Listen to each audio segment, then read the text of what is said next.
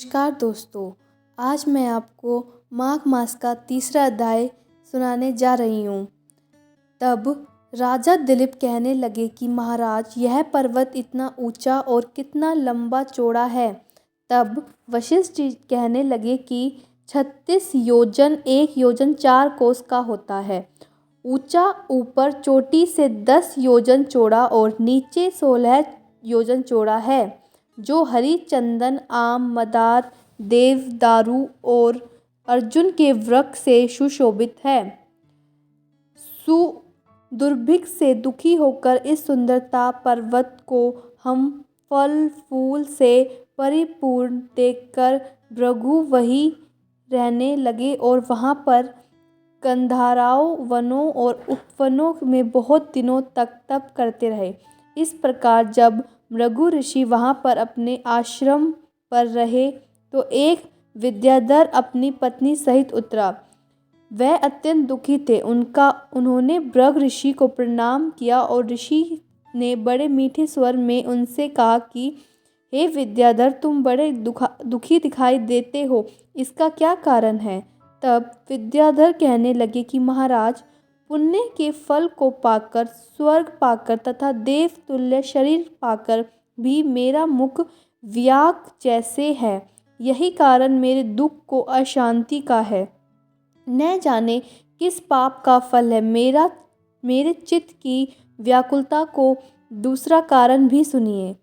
यह मेरी पत्नी अति रूपवती, मीठा वचन बोलने वाली, नाचने और गाने की कला में अति प्रवीण, सुंदर चित्त वाली, सातों सुरों वाली, वीणा को बजाने वाली, जिसमें अपने कंठ से गाकर नारद जी को प्रसन्न किया, नाना स्वरों के बाद से वीणा बजाकर कुबेर को प्रसन्न किया, अनेक प्रकार के नाच ताल में शिव महाराज की अति प्रसन्न और रोमांचित हुए।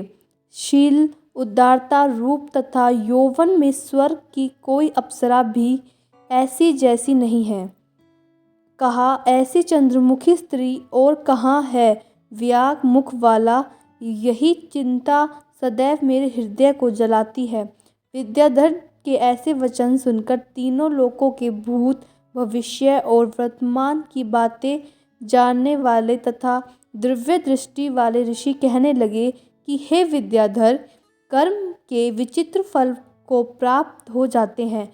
मक्खी के पैर जितना विष की प्राण लेने वाले होते हैं, छोटे छोटे पापों का फल भी अत्यंत दुखाई हो जाता है। तुमने माघ मास की एकादशी का व्रत करके द्वादशी के आने तक शरीर में तेल लगाया, इस पाप कर्म से व्याघ्र हुए। एकादशी के दिन उपवास करके द्वादशी को तेल लगाने से राजा पूर्वा ने भी कुरूप शरीर पा लिया। तब वह अपने कुरूप शरीर को देखकर बहुत दुखी होकर हिमाचल पर्वत पर देव सरोवर के किनारे पर गए। प्रतिपूर्वक शुद्ध स्नान कर कुशा के आसन पर बैठकर भगवान कमल नेत्र वाले, पीतांबर पहने, वन माला धारण किए हुए विष्णु को चिंतन करते हुए पुरुखवा ने तीनों मास तक निहार रह भगवान का चिंतन किया। इस प्रकार 7 के जन्मों में प्रसन्न होने वाले भगवान राजा के ना 3 महीने के तप से ही अति प्रसन्न हो गए।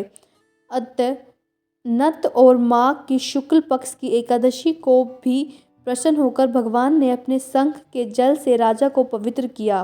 भगवान ने उसके तेल लगाने की बात याद दिलाकर सुंदर देवताओं का सा रूप दिया, जिसको देखकर उर्वशी भी उनको चाहने लगी और राजा सुकृत्य होकर अपनी पुरी को चला गया।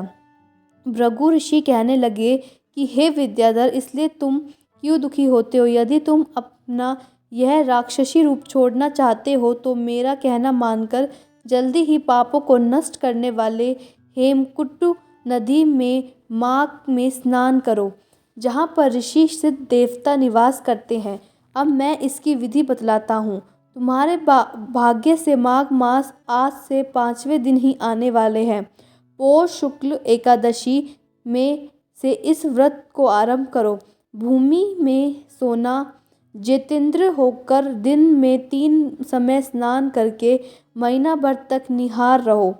सब भोगों को त्याग कर 3 समय को शिवजी स्तोत्र को मंत्रों से पूजन करोगे तो तुम्हारा मुख कामदेव के समान हो जाएगा और देवता भी तुम्हारे मुख देखकर चकित हो जाएंगे और तुम अपनी पत्नी के साथ सुखपूर्वक क्रीड़ा करोगे। माघ मास के कारण के प्रभाव को जानकर सदा माघ में स्नान करो। पाप और दरिद्रता से बचने के लिए मनुष्य को सदा यत्न से माघ मास का स्नान करना चाहिए। यह स्नान सदा सब दोनों ओर के फल को देता है और पापों का क्षय हो जाता है। वशिष्ठ जी कहते हैं, हे राजा दिलीप, कि यह कथा भृगु जी ने विद्याधर को सुनाई। माघ स्नान योग से भी बढ़कर यज्ञ तथा यज्ञों से बढ़कर गर्जना करता है। पुष्कर, कुरुक्षेत्र, ब्रह्माव्रत, काशी, प्रयाग तथा गंगा सागर जैसे संगमों से मनुष्य को जो फल 10 दिन में मिलता है उतना ही फल माघ मास में स्नान करके 3 दिन में मनुष्य को मिलता है।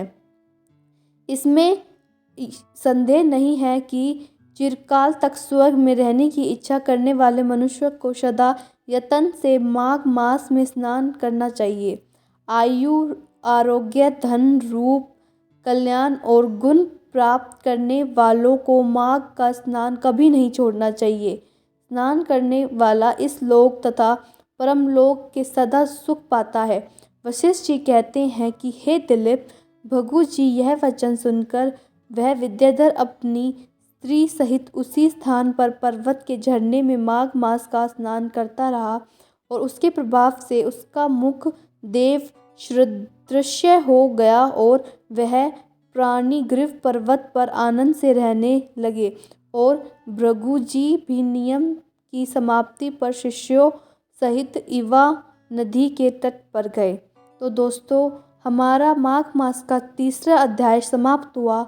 अब मैं बहुत जल्दी आपको माघ मास का 4था अध्याय भी सुनाऊंगी। धन्यवाद। और हमारे चैनल को लाइक ज़रूर करें हमारी वीडियो को, और हमारे चैनल को सब्सक्राइब करना ना भूलें।